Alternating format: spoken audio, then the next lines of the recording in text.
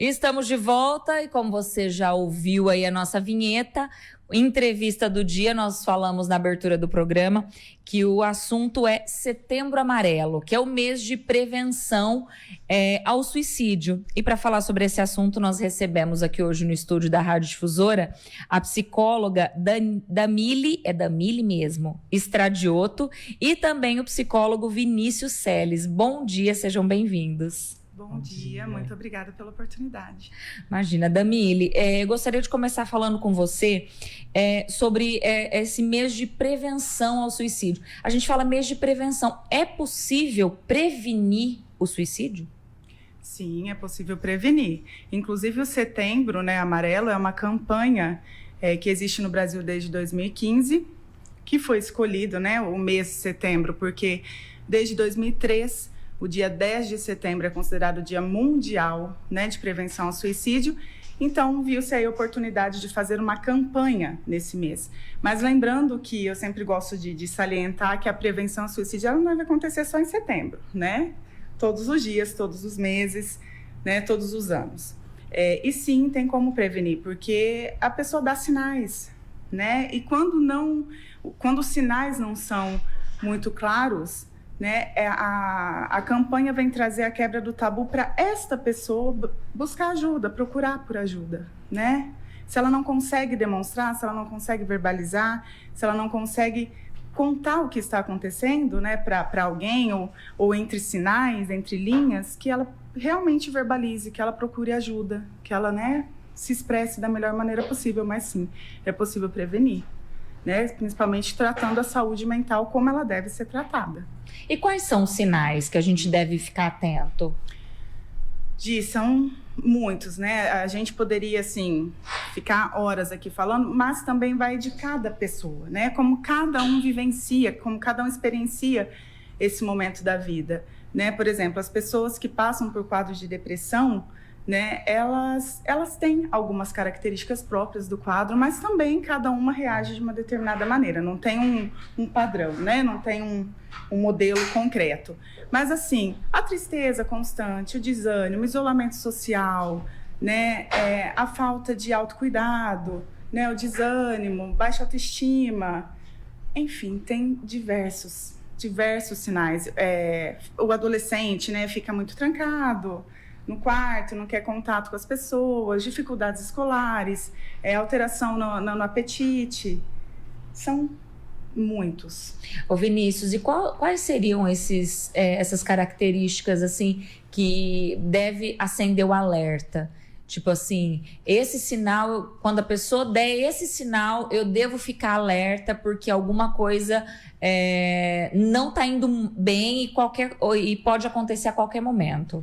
O primeiro deles é o isolamento social, Principalmente com o adolescente. Como a Damile disse, o adolescente que fica muito no quarto, que não conversa, tem poucos amigos, Inclusive na escola, a exclusão. Este é o primeiro sinal que é muito necessário ficar atento. A gente nota, e eu faço essa observação aqui tanto para a Damile quanto para o Vinícius.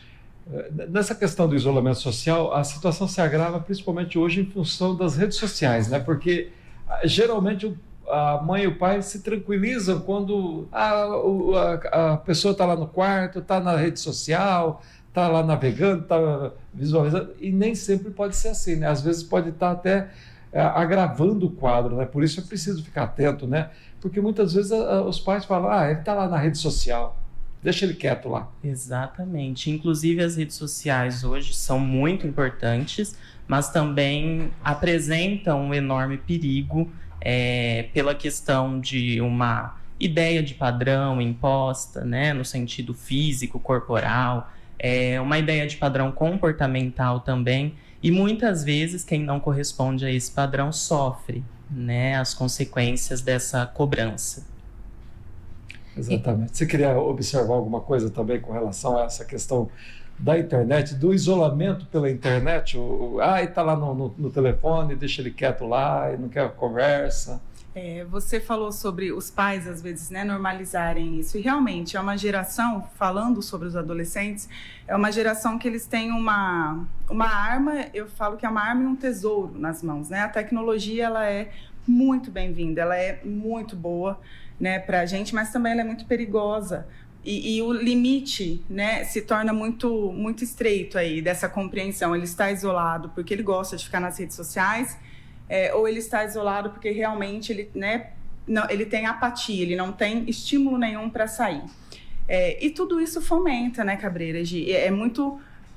Eu acho muito crítica essa questão das redes sociais, até porque os próprios pais hoje apresentam as redes sociais e a tecnologia muito cedo para as crianças, né? Talvez por isso que vem com tanta normalidade.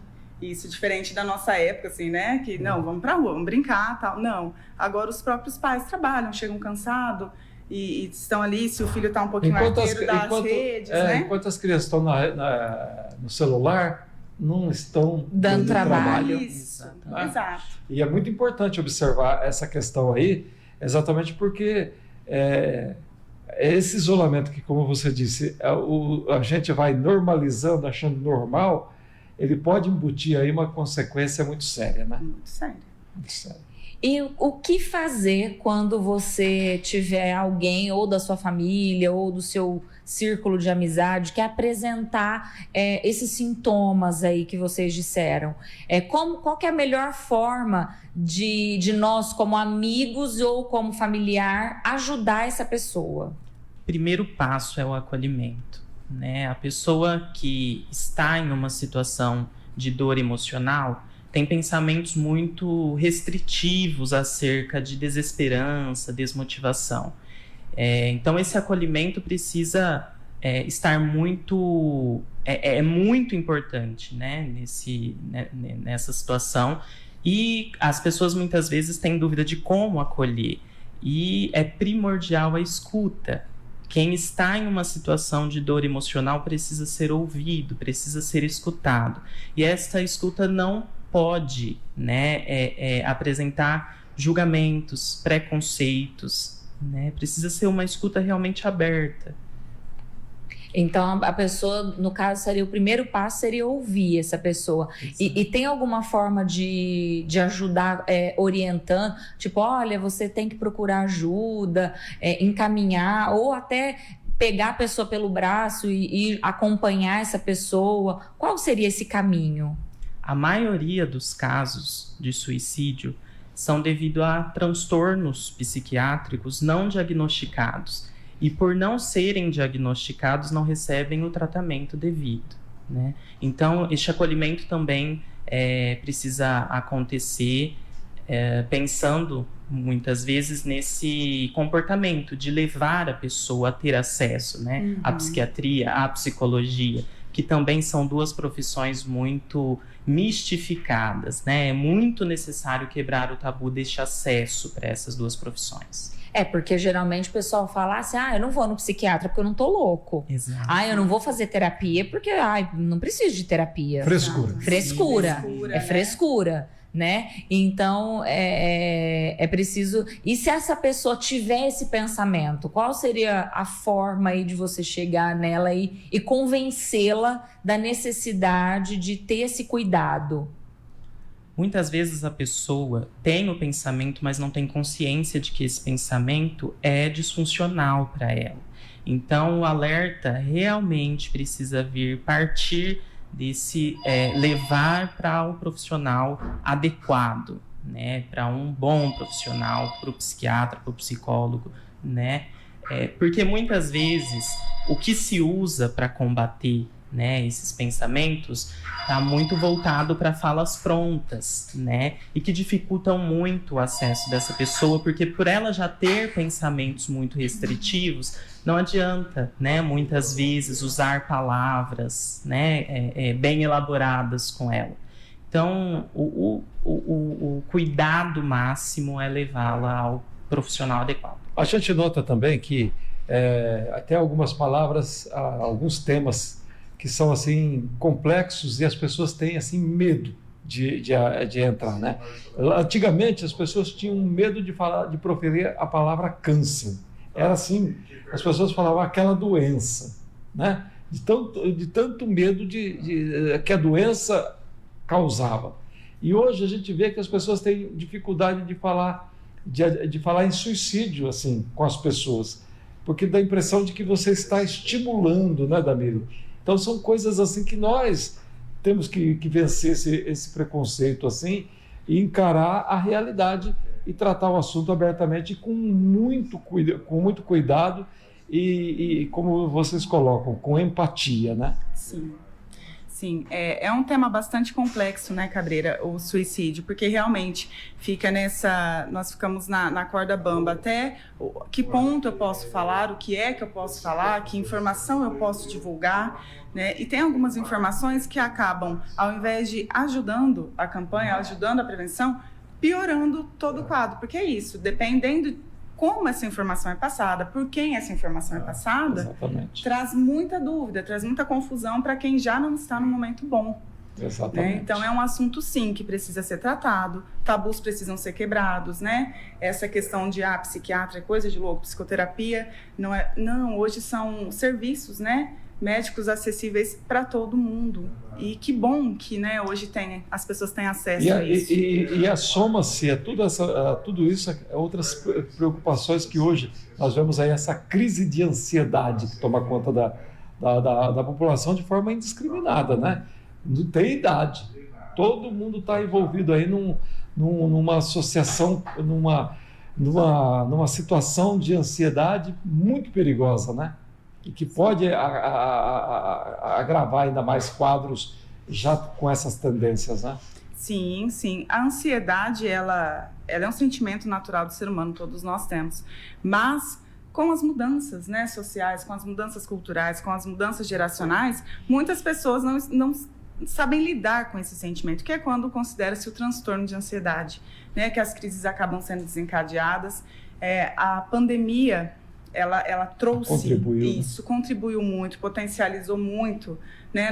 Ninguém esperava, né, passar por isso. Então, assim, não somos pessoas preparadas e programadas para enfrentar algo deste tipo, né? Somos seres com emoções, sentimentos.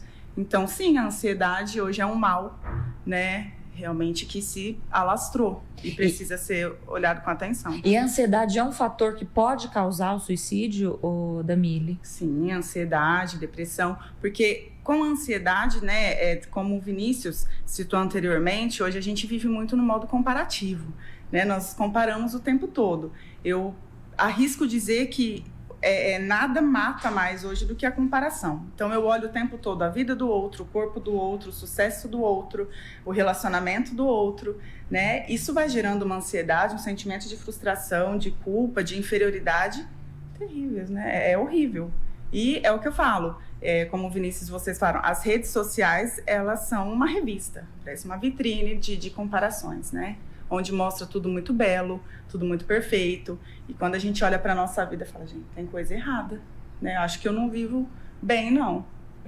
Porque se for pelo padrão da internet, realmente é uma somatização de frustrações. Né? Exatamente. Se um caso acontece num ambiente de trabalho, por exemplo, você tem algum colega, alguma colega que apresenta aí sintomas. Inclusive, a gente tinha antigamente que falava aquele perfil, né? Falava assim, a pessoa, fulano de tal tem perfil de um suicida.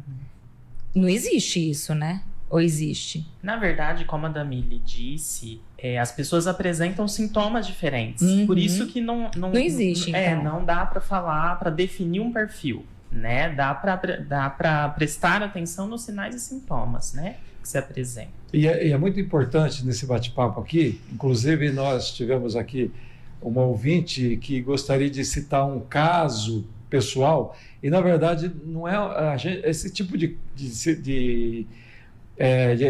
questão não é de bom tom e de vamos dizer assim, é normal você tratar de forma pública, né? Isso aí, geralmente, é o certo e o correto é procurar um psicólogo, um profissional, seja um psicólogo, seja um psiquiatra, para preservação da pessoa. Né? Acima de tudo, exposição não é um caminho adequado. Então, por isso que a gente até pede desculpas à pessoa e orienta que ela busque uma ajuda profissional. Uma ajuda profissional. Aqui nós estamos falando no sentido geral. Isso. Inclusive, se alguém tiver alguma pergunta para fazer aos profissionais aqui no sentido geral do assunto, ok. Mas exposição de um caso, de uma situação, a gente deixa para você conversar com um profissional no particular. Porque esse debate público às vezes é até constrangedor para a pessoa que está com esse sofrimento, né? Exatamente. E além do que, o assunto ele exige que seja tratado com muita empatia e segurança. Né? Mas vamos voltar com os nossos entrevistados, Giovanna. Não é? Eu estava comentando, Cabreiro, no ambiente de trabalho, né? Como que você faz para diagnosticar alguém? É da mesma forma que você falou, mais voltado para os adolescentes, para os jovens, mas no ambiente de trabalho, é possível a gente detectar e ajudar um colega que talvez não esteja passando por uma situação? Exatamente. Essa questão dentro do ambiente de trabalho, né, assim como o adolescente apresenta o baixo rendimento escolar, o funcionário apresenta o baixo rendimento na empresa, né, o cansaço constante, a desmotivação para trabalhar. Se nós estamos falando de uma empresa maior, assim, existe a CIPA, né, a segurança do trabalho, enfim, que pode auxiliar, né, até mesmo o psicólogo do RH, enfim, a empresa tem um aparato. Se estamos falando de uma empresa pequena, é a mesma situação, né? Orientar a pessoa a buscar o auxílio profissional. Certo. Dameli, e os idosos? Eles entram nessa preocupação também? Sim, todas as pessoas, né? Independentemente da idade, né? Da geração, porque os transtornos psiquiátricos, as doenças, né? Os quadros psiquiátricos e as doenças de saúde mental, elas não escolhem faixa etária. Né, todos nós estamos propensos a adoecer mentalmente. Então, sim, merecem atenção, até porque nem todo mundo consegue enfrentar muito bem a velhice, né, o envelhecer. Algumas pessoas passam pela solidão, né, pelo sentimento de abandono. Então, sim, é um grupo que merece toda a atenção como qualquer outro. O término da vida ativa também, Exato. né? Com a idade vem a aposentadoria, enfim. E aí, muitas vezes, a pessoa não trabalha, enfim. E daí, ficar em casa, esse isolamento, né, é muito disfuncional para o idoso. E é necessário um acompanhamento para ele não adoecer ainda mais emocionalmente, né? Acolhimento familiar e o tratamento, né, com o profissional. A aposentadoria é um fator, assim, é um momento almejado por muitos, mas que para muitos traz muitos prejuízos, né? Tem pessoas que ao aposentar, eles não conseguem lidar com a falta de atividade, eles se sentem inúteis, eles não conseguem, né, se sentir bem dentro de casa, ou então não tem condições de fazer coisas que planejou, né? Por exemplo, vou viajar, vou para casa do filho, e aí se vê ali amarrado. Então, é importante também que na velhice, né, os idosos tenham para onde pedir ajuda, ou então participar de atividades, né, estarem em atividade de alguma forma. A gente vê hoje, muito se fala em empatia, né? Mas o que mais a gente vê é a falta de empatia com as pessoas, né? Então, eu acredito que a palavra hoje da nossa entrevista seja essa, né? A empatia nessa questão da prevenção ao suicídio. Que você sendo empático com o seu colega de trabalho, com o seu filho, com o seu familiar, eu acredito que você pode salvar a vida dessas pessoas. É isso? Exatamente, né? É bom ter tocado neste tópico, porque assim, as pessoas tendem a colocar a empatia num lugar que não é dela, né? Muitas vezes o senso comum nos diz que a empatia é se colocar no lugar do outro, quando na verdade ser empático é não precisar estar no lugar do outro para acolher, para entender, para ter compaixão, né? Então, realmente, a empatia é um fator primordial para esse acolhimento acontecer e o tratamento devido. Certo. Eu gostaria de agradecer a presença de vocês aqui, a participação nessa entrevista. Foi muito importante. A gente sabe que esse tipo de papo a gente precisa ter com mais frequência, para que deixe de ser um tabu, para que ele faça parte da nossa vida cotidiana, para que cada um de nós saiba como detectar, como diagnosticar e para que nós fiquemos mais atentos. Porque muitas vezes, essa correria do dia a dia, a gente acaba ficando desatento e nem percebe o que está passando com o nosso colega que está aqui do lado. Exato. Então, assim, eu acho que é importante a gente falar isso para virar a chavinha, assim, falar assim, olha, você está prestando atenção no seu filho? Você está prestando atenção na sua mãe? Está prestando atenção no seu colega que passa o dia inteiro ali do seu lado, né? Então é importante, então eu agradeço vocês por todas as orientações, os esclarecimentos e já quero contar com vocês numa próxima aí para a gente falar mais sobre outros assuntos também. Quem quiser falar com eles, encontra vocês onde? Isso. Nós trabalhamos na clínica da doutora Aline Matias, né? Atendemos lá e é o contato da clínica mesmo, o celular. Qual que é o número? Você tem aí? Deixa eu só olhar. As redes sociais, né? Tem @clínica doutora Aline Matias, Aline com 2 N's, né? Lá também tem todas as informações sobre agendamento, né? Consultas. E o contato da clínica é o 17 997 38 1307. Combinado. Muito obrigada. Formando um dueto aqui. Né? Conversamos então com os psicólogos, o Vinícius Seles e a Damila Stradiotto. O assunto, Setembro Amarelo. Pense nisso. Olhe para a pessoa do teu lado, mas não é olhar para ver, é olhar para enxergar a pessoa. Tá bom?